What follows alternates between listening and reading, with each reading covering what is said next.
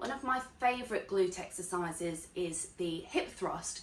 This is a really easy one to do at home just using your sofa, or you can do it with a stability ball if you have one.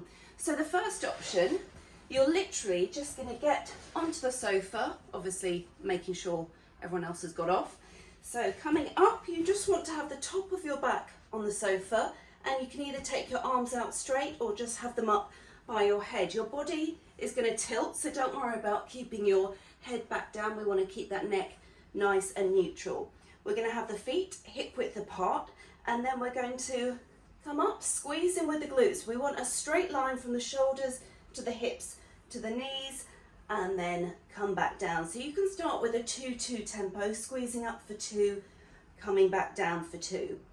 If you want to make that a little bit harder, you can change the tempo so that you come up for 2, hold here for a count of 2, and then slowly down 2, 3, 4. Now each time you're going to be hovering off the floor, so you're not coming down to seated.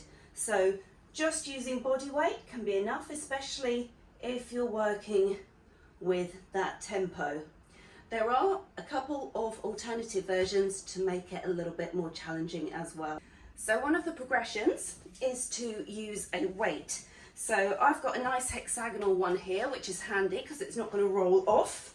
So get yourself into the up position, make sure it's balanced. You can obviously lightly hold here. So obviously as you're coming up, you've got that weight, which is going to make it harder.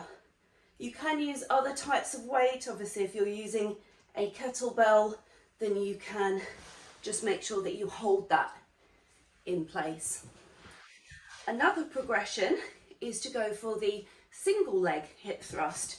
So as the name would suggest, you're just doing this with one leg. So you're coming up and then back down.